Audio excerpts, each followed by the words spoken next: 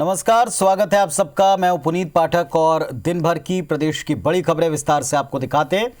ग्वालियर में सट्टे के अड्डे पर कार्रवाई करने पहुंची पुलिस पर कुछ लोगों ने जानलेवा हमला कर दिया और इस हमले में एक एसआई गंभीर रूप से घायल हो गए। उन्हें इलाज के लिए अस्पताल भेजा गया। पुलिस को सूचना मिली थी कि कंपू थाना क्षेत्र में गड्ढे वाले मोहल्ले में दुल्लो नाम की महिला एक सट्टा चलाती है, जिसके बाद एसआई सौरभ श्रीवास्तव ने एक टीम बनाई और कार्रवाई करने जब यहां पहुंची तो घरों की छत पर छिपकर बैठे कुछ लोगों ने पुलिस की टीम पर पथराव कर दिया। इस हमले में एसआई सौरभ श्रीवास्तव के सिर पर पत्थर लगा है, जिसमें वो गंभीर रूप से घायल हो गए। बाद में मौके पर पहुंची पुलिस फोर्स ने मुख्य आरोपी महिला समेत 3 लोगों को गिरफ्तार किया। पुलिस ने इस मामले में कुल 7 लोगों को हिरासत में लिया है। इनके खिलाफ शासकीय कार्य में बाधा डालने और हत्या के प्रयासों का मामला दर्ज हुआ है।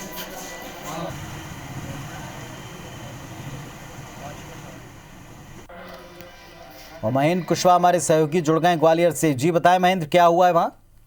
जी बता दूं, जिस तरह से एंटी माफिया के तहत कार्रवाई की जा रही है उसी तहत ये इसमें इस पर जो कार्रवाई पुलिस प्रशासन को सूचना मिली थी कि सटोरी है जो डल्लू नाम की एक महिला है वो सट्टे का काम करती है, जहां पर ये गड्ढा वाले मोहल्ले में सूचना मिली थी। तभी पुलिस ने सौरभ श्रीवास्तव जो एसआई है कंपू थाना पर जो पदस्थ है, उन्होंने अपनी एक टीम बनाकर वहाँ पे जब उस पर कार्रवाई करने पहुंचे तो अचानक वहाँ से छतों पर जो छुपे लोग बैठे थे उन्होंने उसमें पथराव कर दिया। इसमें जो पथराव करने वाले लोग थे वो महिला और पुरुष भी शामिल थे इसमें। इसी दौरान वहाँ पे जो एसआई पहुंचे थे, ऐसे कि सिर में एक पत्थर लगा, वहाँ घायल हो गए।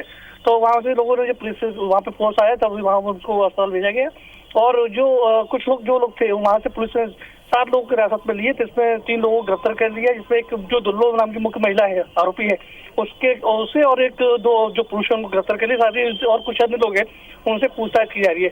नई पुलिस ने 7 लोगों के खिलाफ टोटल अभी मामला दर्ज किया है, जिसमें शासकीय कार्यवाही और हत्या के प्रयास का मामला दर्ज किया है और जो और अन्य लोग हैं उनसे पूछताछ की जा रही है। जी, क्या और सख्त होगी इसके बाद पुलिस की कार्रवाई, जैसे हम बाकी जगहों पर माफिया के खिलाफ कार्रवाई को देखते हैं?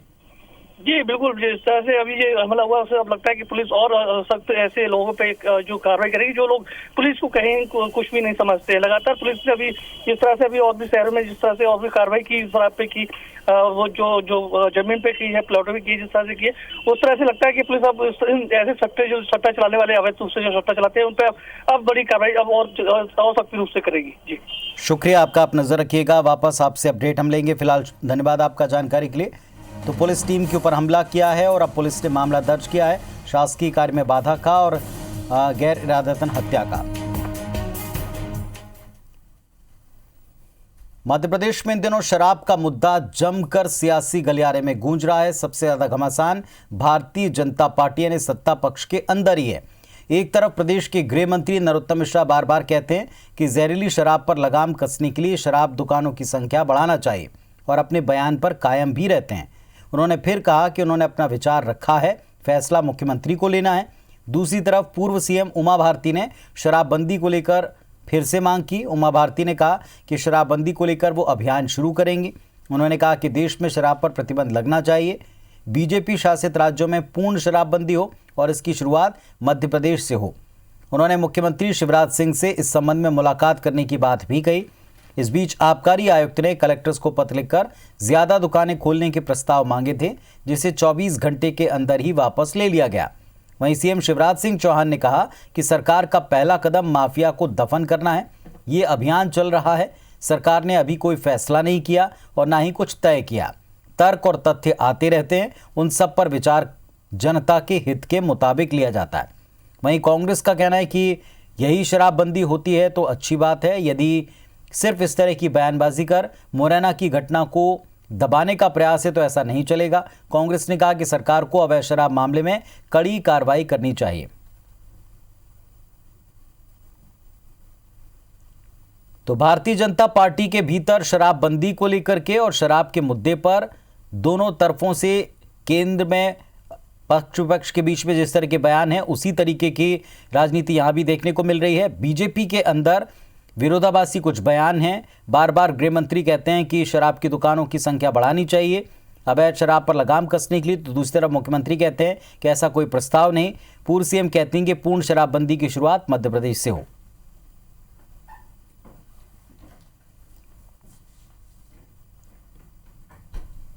देश में प्रदेश में शराब के खिलाफ वातावरण है। वेरी पर्सनल कन्विक्शन कि शराबबंदी की जा सकती है, और क्योंकि कई राज्य सफल हो गए हैं, गुजरात में आज तक है, इसलिए मैं बोल रही हूँ, और बिहार में भी है ही। तो इसलिए ये आप ना इसको मांग कहिए, ना दबाव कहिए, ना संकल्प कहिएगा, ये मेरी आस्था है, और उस आस्था में से इच्छा निकली, और ये इच्छा राज्य के करोड़ों लोगों की है, इसलिए इसमें अभियान ही पर्याप्त है। वो हमारी राष्ट्रीय नेता हैं, संगठन और सरकार दोनों उनकी बात को गंभीरता से लेगा, ऐसी मेरी मान्यता है। मैंने अपना राय रखी, उन्होंने अपनी राय रखी, अब निर्णय मुख्यमंत्री जी को लेना है। अभी कोई फैसला नहीं किया है सर, और न कुछ तय किया है, निर्णय हुआ है। कई तरह के तथ्य और तर्क आते हैं, उन सब पर विचार करके प्रदेश की जनता के हित में ही कोई फैसला करेंगे। देखिए, ये सदविचार है, और वो ऐसा अपनी सरकार से करवाएं, वो इस प्रदेश की मुख्यमंत्री रही हैं। लेकिन दुर्भाग्य ये है कि जब प्रदेश के अंदर 50 से ज़्यादा निर्दोष मौतें हो चुकी हैं जहरीली शराब के कारण, तब जहरीली शराब के कांड पर पर्दा डालने के लिए ये सारी बयानबाजी क्यों हो रही है? उधर मुरैना में जहरीली शराब कांड के बाद पुलिस की कुंभकर्णी नींद खुल गई है। मुख्यमंत्री शिवराज सिंह के शराब माफिया पर कड़ी कार्रवाई के आदेश के बाद पुलिस अब अपराधियों पर नकेल कसने की तैयारी में है। इसी क्रम में 1 दर्जन से अधिक मामलों में लिप्त शराब माफिया पर एनएसए के तहत कार्रवाई की गई। पुलिस के मुताबिक आदतन अपराधी रविंद्र शिकरवार कांग्रेस का जिला महामंत्री भी है, और ऐसे में अंदाजा लगाया जा सकता है कि बिना राजनीतिक संरक्षण के कैसे शराब का कारोबार फलता रहा। लेकिन सीएम के आदेश से अब जिला पुलिस एक्शन मोड में है। जिले के सबसे बड़े शराब तस्कर रविंद्र शिकरवार, जो कि अवैध और नकली शराब के कारोबार में लिप्त रहा है, कलेक्टर ने उस पर कार्रवाई करते हुए उन्हें जिला बदर कर दिया। शराब माफिया पर सीएम के आदेश के बाद में देर सवेरी सही, लेकिन अब प्रशासन हरकत में दिखता है। रविंद्र शिकरवार, जो कि जोरा के निवासी हैं, इनका पूर्व में काफ़ी आपराधिक रिकॉर्ड है, लगभग 15 इनके अपराध हैं, और ये ऐसी गतिविधियों में हमेशा सम्मिलित रहे हैं। इनका इसी संदर्भ में जिला दंडाधिकारी ने जो है जिला बदर का आदेश पारित किया हुआ। मध्य प्रदेश में रेप की घटनाएं थम नहीं रही हैं। इंदौर में दरिंदों ने एक नाबालिग लड़की को नशे का डोज देकर अपनी हवस का शिकार बनाया। पीड़ित की शिकायत पर पुलिस ने 3 लोगों को गिरफ्तार किया। पुलिस के मुताबिक गजनी और अमन नाम के आरोपी 14 नवंबर को नाबालिग लड़की को घुमाने के बहाने लेकर गए, और इस दौरान लड़की को कोल्ड ड्रिंक में शराब मिलाकर के पिलाई। नशे की हालत में उसे एक होटल में ले जाकर उसके साथ दुष्कर्म किया। आरोपी पीड़ित को बिंदु दीदी के घर भी ले गए, जहां पर आरोपी ने लड़की को ड्रग्स का नशा करवाया और नशे की हालत में दोबारा होटल ले जाकर उसके साथ रेप किया। फिलहाल पुलिस ने इस मामले में ड्रग्स रैकेट का पर्दाफाश करने का प्रयास शुरू कर दिया है। ग्वालियर में एक ठेकेदार ने पड़ोसी महिला को अकेला देखकर अपने दोस्तों के साथ मिलकर उसके साथ दुष्कर्म किया। साथ ही किसी को बताने पर उसे जान से मारने की धमकी दी। महिला जब मुरार थाने पहुंची तो उसकी सुनवाई नहीं हुई। बाद में सीएम हेल्पलाइन पर शिकायत के बाद में घटना के 14 महीने बाद गैंगरेप का केस दर्ज किया। वहीं सागर के मोतीनगर थाना क्षेत्र में एक नाबालिग से 3 युवकों ने गैंगरेप किया। तीनों आरोपी नाबालिग को उठाकर ले गए और रेप किया, साथ ही जान से मारने की धमकी दी। पुलिस ने इस मामले में 3 आरोपियों को गिरफ्तार किया है।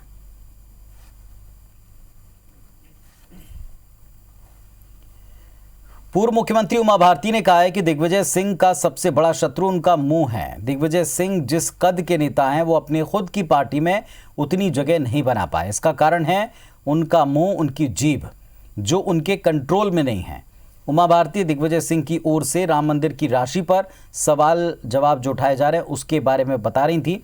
सिंधिया को उमा भारती के पड़ोस वाला बंगला आवंटित होने पर उमा भारती ने कहा कि सिंधिया जी का भविष्य उज्जवल है, उन पर कोई भी संकट आया तो सबसे पहले मैं खड़ी हो जाऊंगी। मैंने देखा कि वो कांग्रेस के बहुत कद्दावर नेता होते हुए भी कांग्रेस में भी अपनी जगह नहीं बना सके, जो उनकी जगह हो सकती थी इतनी योग्यता होते हुए भी। इसका कारण है कि उनका सबसे बड़ा शत्रु उनका मुंह है, उनका खुद का मुंह, खुद की जीभ उनकी सबसे बड़ी दुश्मन है, और ये उनके कंट्रोल में नहीं। मुख्यमंत्री शिवराज सिंह चौहान ने उद्योगपति अजीम प्रेमजी के साथ वीडियो कॉन्फ्रेंसिंग कर निवेश और सहयोग पर बातचीत की है। अजीम प्रेमजी फाउंडेशन ने मध्य प्रदेश में विश्वविद्यालय स्थापना की पहल की। सीएम ने इस प्रस्ताव का स्वागत किया। उन्होंने कहा कि मध्य प्रदेश सरकार फाउंडेशन को हर संभव सहयोग देगा। इतना ही नहीं, मध्य प्रदेश भोपाल में विप्रो समूह सॉफ्टवेयर डेवलपमेंट सेंटर की स्थापना करने जा रहा है। इसके लिए सरकार की तरफ से सहमति दे दी गई। मुख्यमंत्री ने अजीम प्रेमजी से शिक्षा योजनाओं, नई शिक्षा नीति के क्रियान्वयन में सहयोगी बनने और प्रदेश में कुपोषण उन्मूलन में सहयोगी बनने पर चर्चा की है।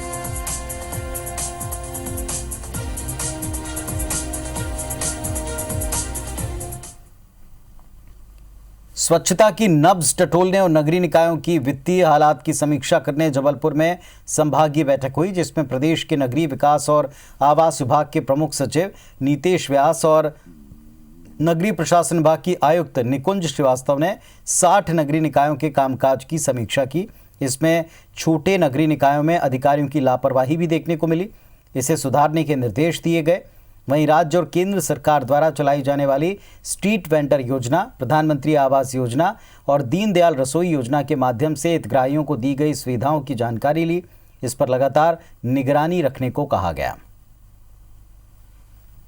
जो हमारी नगरीय क्षेत्र की हितग्राही मूलक योजना है, प्रधानमंत्री आवास योजना, स्ट्रीट वेंडर योजना, स्वच्छता सर्वेक्षण भी आने वाला है। उसके लिए सभी नगरीय निकायों को सेंसिटाइज कर रहे हैं। कुछ नगरीय निकाय कुछ विषयों में अच्छा करती है, कुछ अच्छा नहीं करती है, तो इसीलिए समीक्षा रखी गई है। उनको गाइडेंस भी दे रहे हैं और उनके परफॉर्मेंस को इम्प्रूव करने की कोशिश कर। ग्वालियर नगर निगम में फाइलों के गुम होने पर रोक लगाने के लिए निगम आयुक्त ने एक आदेश जारी किया। अब डाक बुक में एंट्री होने के बाद ही फाइल किसी अन्य विभाग को भेजी जाएगी। इसके पहले तत्कालीन निगम आयुक्त अनय द्विवेदी ने भी फाइलों को डाक बुक में दर्ज करने के बाद ही एक स्थान से दूसरे स्थान पर भेजने का आदेश जारी किया था। दरअसल नगर निगम में सिटी प्लानर प्रदीप वर्मा के घूस लेते पकड़े जाने के बाद निगम के अधिकारी खुद को बचाने में जुट गए। प्रदीप वर्मा पर लोकायुक्त में प्रकरण दर्ज हुए करीब 9 साल बीत गए। इस दौरान लोकायुक्त ने कई बार निगम को पत्र लिखकर फाइलों की जानकारी मांगी। आरोप यह है कि हर बार अधिकारियों ने लोकायुक्त की जांच को रोकने के लिए गलत रिपोर्ट भेजी। निगम दफ्तर में फाइलें न होने का हवाला दिया, पर अब इसके बाद यह आदेश।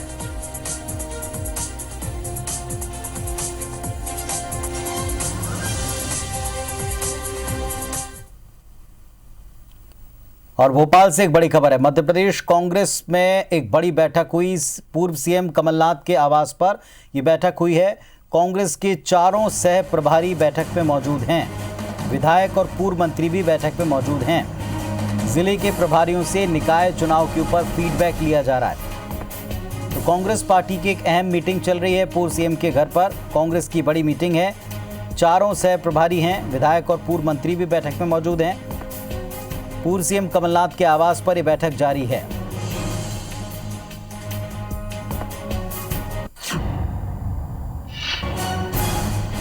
तो मध्य प्रदेश कांग्रेस की एक बड़ी बैठक इस वक्त भोपाल में पूर्व सीएम कमलनाथ के घर पर जारी है।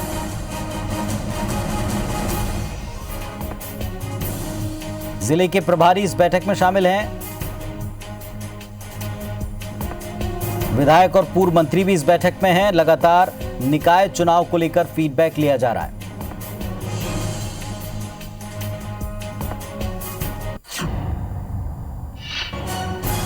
तो भोपाल से एक बड़ी खबर। मध्य प्रदेश कांग्रेस की एक बड़ी मीटिंग निकाय चुनाव को लेकर चल रही है। समीक्षा की जा रही है। प्रभारियों के साथ में चर्चा और मंथन का दौर जारी है। पूर्व सीएम कमलनाथ के घर पर ये मीटिंग चल रही है। चारों सह प्रभारी इस बैठक में मौजूद हैं। पिछले दिनों भी तैयारियों की टाइम टू टाइम वक्त के ऊपर समीक्षा करने की बात की गई थी। प्रभारियों से सुझाव मांगे गए थे, उनको जिम्मेदारियां बांटी गई थीं और अब उनके साथ में एक बड़ी मीटिंग चल रही है पूर्व सीएम के घर पर। सुधीर दंडोतिया हमारे सहयोगी जुड़ रहे हैं भोपाल से हमारे साथ में। सुधीर, बताएं इस मीटिंग को लेकर क्या जानकारी मिली, कितनी महत्वपूर्ण है मीटिंग?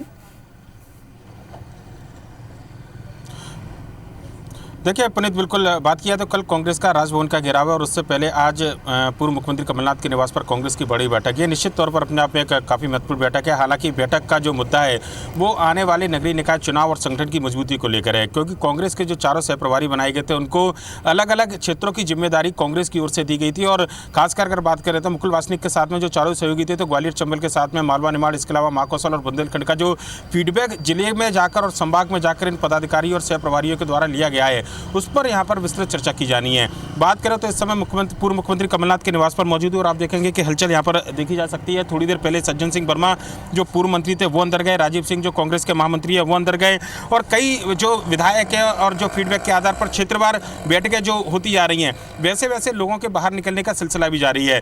महाकौशल की सबसे पहले बैठक की शुरुआत हुई थी जिसमें जो वहाँ पर प्रभारी बनाए गए थे सीपी मित्तल, 2 दिन पहले ही उन्होंने महाकौशल के अंदर बैठक ली थी और उसके बाद में विधायकों से अब फीडबैक लिया जा रहा है और ये माना जा रहा है कि आने वाले नगरीय निकाय चुनाव में टिकट का वितरण किस तरीके से किया जाए, टिकट वितरण का आधार क्या हो, संगठन की मजबूती के लिए जो काम करने वाले हैं उनको निकाय चुनाव में मौका मिले। कम से कम कांग्रेस की एक कोशिश है फीडबैक के आने के बाद में और टिकट वितरण में विधायकों की रायशुमारी के साथ में जो फीडबैक जिले के कार्यकर्ता और जिलाध्यक्ष और जो दूसरे प्रभारियों के द्वारा लिया गया है उन तमाम बिंदुओं पर यहाँ पर चर्चा की जानी है। इसके अलावा बात करें तो संगठन की मजबूती पर पूरा फोकस करने के लिए कमलनाथ ने पदाधिकारियों को कहा है। फिलहाल बैठक जो है वो जारी है अलग अलग क्षेत्रों के नेताओं के साथ में, पर लेकिन बैठक का अगर पूरे लबोलबाब की बात करें तो संगठन को किस तरीके से मजबूती मिले, कांग्रेस को बूथ स्तर तक किस तरीके से मजबूत करना है और आने वाले नगरीय निकाय चुनाव में निकाय में ज़्यादा से ज़्यादा कांग्रेस के लोग जीत कर आए, खासकर नगर निगम के अंदर कांग्रेस जीत कर आए, ये पूरी तरीके से फोकस है। एक तरीके से शक्ति प्रदर्शन का कांग्रेस का कल जो राजभवन का घेराव है उससे पहले उसकी तैयारियों जो प्रदर्शन होना है उसको लेकर के एक मंथन होगा और निकाय चुनाव इसके फोकस में है। इस मीटिंग के देखना होगा कि अब ये कितना असर जमीन पर दिखाता है। शुक्रिया आपका सुधीर इस पूरी जानकारी के लिए। छत्तीसगढ़ का गोल्ड यानी स्वाद का सुनहरा रंग दुनिया भर की जुबान पर जायका छोड़ेगा। इसकी शुरुआत हो रही है न्यूजीलैंड से। इस्पात निर्माण में भारत में प्रख्यात और मध्य भारत में अग्रणी श्री बजरंग अलायंस लिमिटेड के फ्रोजन फूड यूनिट में तैयार पूरी तरह भारतीय शाकाहारी और पौष्टिक खाद्य पदार्थों की पहली 14 टन की खेप न्यूजीलैंड के लिए रवाना हो चुकी है। इस नई शुरुआत के साथ ही गोल्ड अब अंतर्राष्ट्रीय बाजार में प्रवेश कर चुका है और इस्पात की तरह फ्रोजन फूड बाजार में भी अपनी धाक जमाने को तैयार है। गोल्ड, स्वाद का सुनहरा रंग।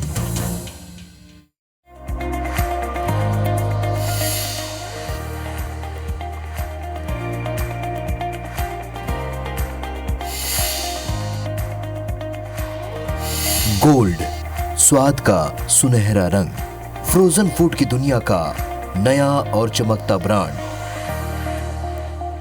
देश के तमाम शहरों में अपने सुनहरे स्वाद का जादू बिखेरने के बाद गोल्ड अब 7 समंदर पार भी देसी स्वाद का सिक्का जमाने को तैयार है। इस्पात निर्माण में भारत की प्रख्यात और मध्य भारत में अग्रणी श्री बजरंग अलायंस लिमिटेड के फ्रोजन फूड की यूनिट ने नई उपलब्धि हासिल की है। इसके लिए गोल्ड प्रोजेक्ट के पहले 14 टन फॉरेन कंसाइनमेंट को मुख्यमंत्री भूपेश बघेल ने हरी झंडी दिखाकर न्यूजीलैंड के लिए रवाना किया।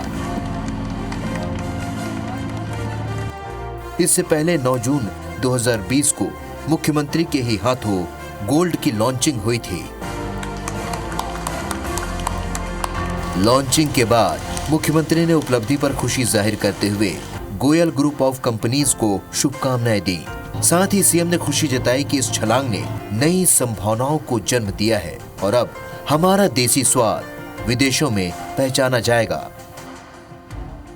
बहुत बधाई। गोल्ड फ्रोजन फूड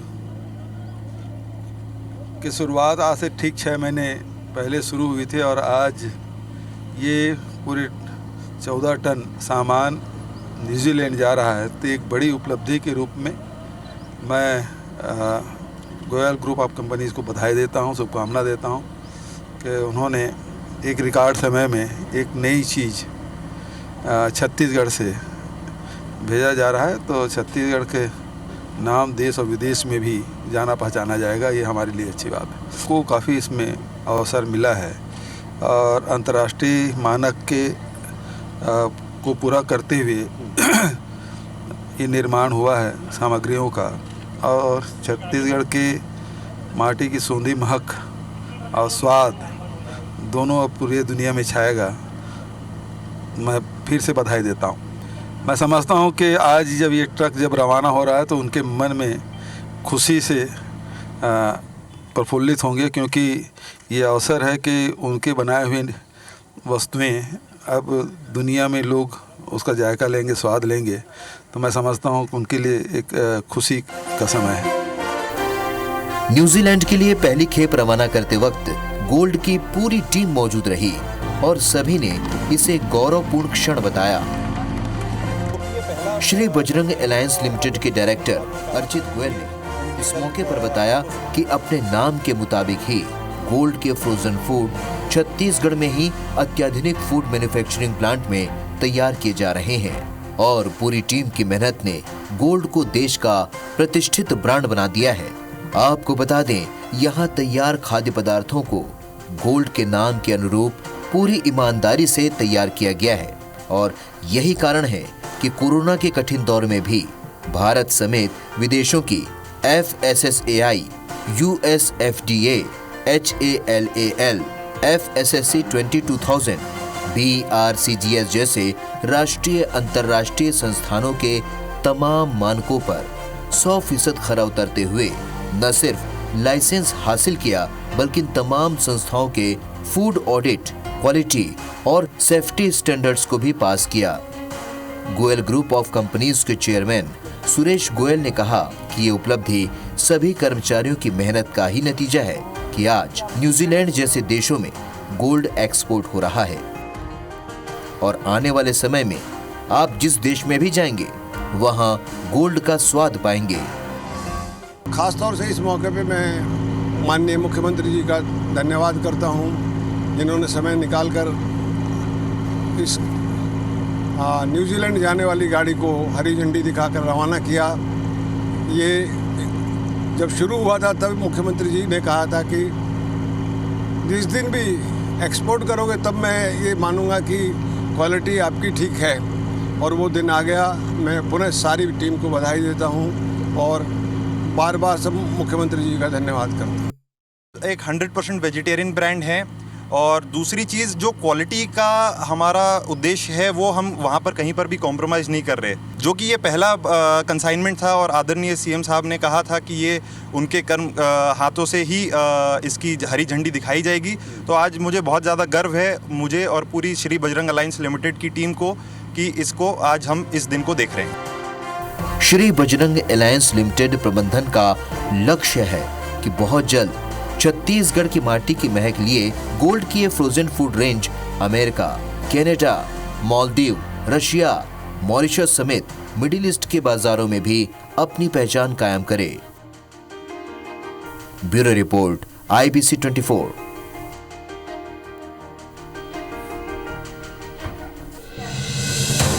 गोल्ड, स्वाद का सुनहरा रंग।